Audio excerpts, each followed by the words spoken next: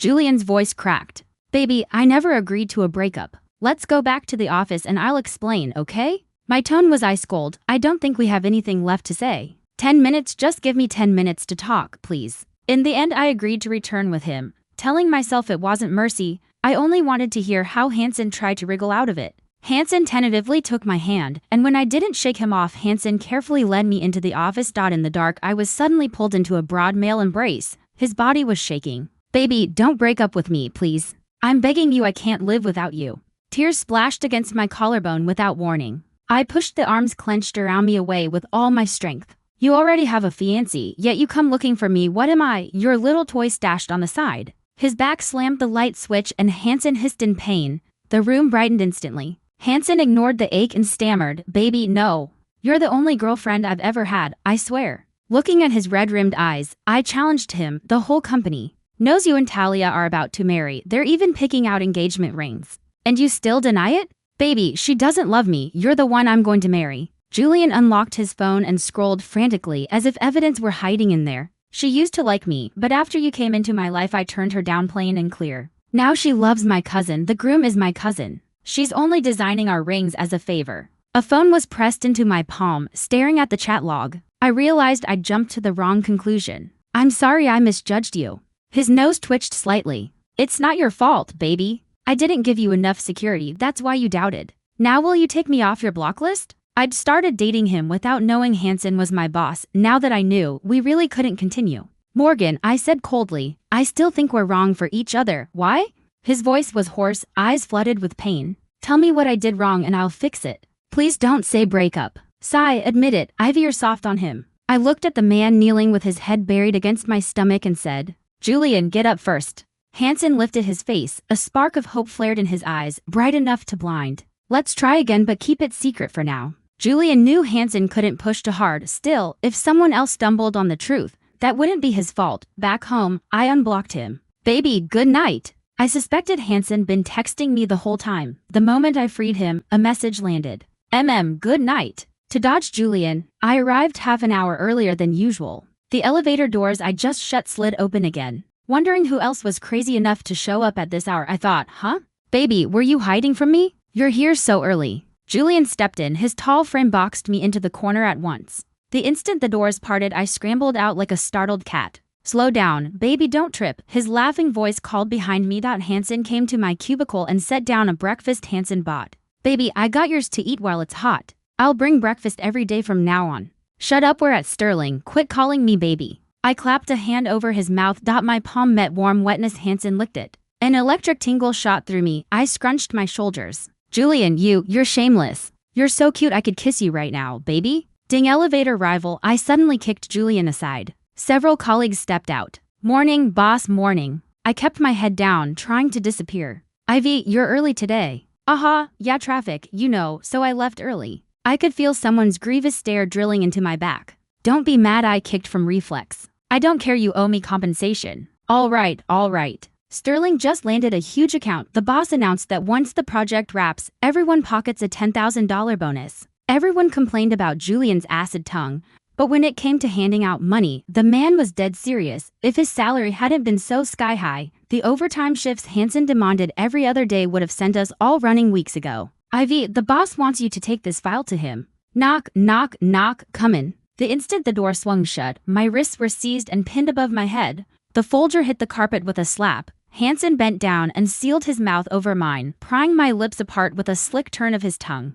My breath and heartbeat sprinted in double time. Breathe, baby. I yanked a hand free and thumped his chest. We're at work, what if someone walks in? But I missed my girl so much I want to clip you to my belt loop. I waved him off. No way. We agreed to keep this secret for now. Morgan Julian switched tactics, inventing daily excuses to summon me to the corner office. When Holly found out, she teased that Julian and I acted like two thieves on a permanent stakeout. Ever since that first stolen kiss, Julian had clung to me, begging me to move in. When I refused, Hansen went quiet, and I thought Hansen finally given up until I opened the door at midnight and found him hauling to suitcases. Baby, if you won't come to me, I'm coming to you. Hansen stepped inside, swapped his shoes for the slippers. Hansen brought and started unpacking. I tried to protest I hadn't said yes, but Hansen cut me off. It's fine, baby. You do you, I'll sort myself out. Hansen zipped through the room, pulling toiletries, hoodies, and a coffee maker from the luggage, whatever. If Hansen wanted to move in, let him. I grabbed my pajamas and headed for the shower. When I came out, Hansen was sitting on the couch, everything already neatly stowed.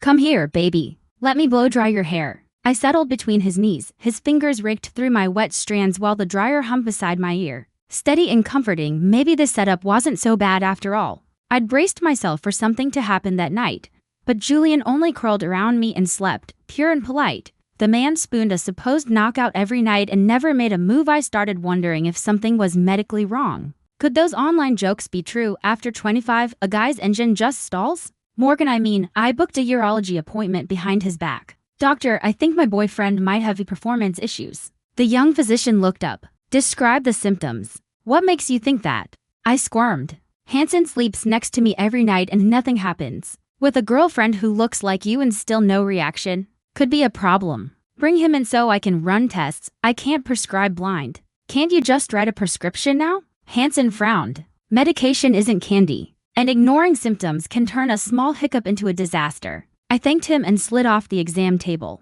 Baby, what are you doing here? Julian's voice rang out behind me. Baby? She's your girlfriend? Julian flashed a grin. Yup. Jealous? Perfect timing, man, the doctor laughed. Let's have a look. No dodging the stethoscope.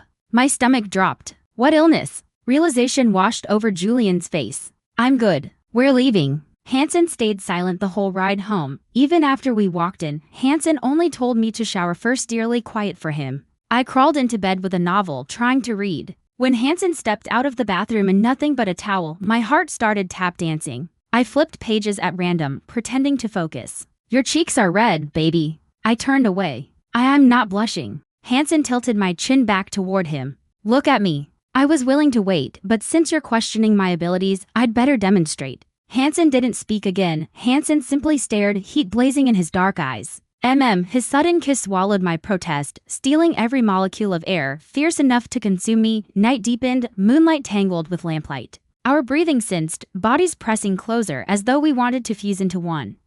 Stop that. A fingertip brushed my lashes, tickling me awake. I slapped his face without opening my eyes. Baby, what am I going to do? I'm crazy about you. Hansen peppered my face with dozens of quick kisses. Julian, I warned, voice rising. Right here, baby. Hansen trapped my hand against his lips. Marry me. The word marriage jolted me awake. No, I blurted without thinking. All right. For days Julian holed up on the balcony, clutching his iPhone like a state secret. The moment I tried to sneak over, Hansen blocked me. Suspicious. Very suspicious. Normally the second Hansen got home, Hansen pinned me to the couch. For a 30-minute cuddle, now Hansen didn't even hug me. I narrowed my eyes. Hansen avoided them. Go shower, baby, Hansen said, ushering me toward the bathroom. Arms folded, I leaned against the frosted door. We'll see what you're plotting. I found out a week later when Julian called an all-hands quarterly review. Zachary mirrored Julian's phone to the giant screen. Gasps rippled through the room. I glanced up and instantly understood.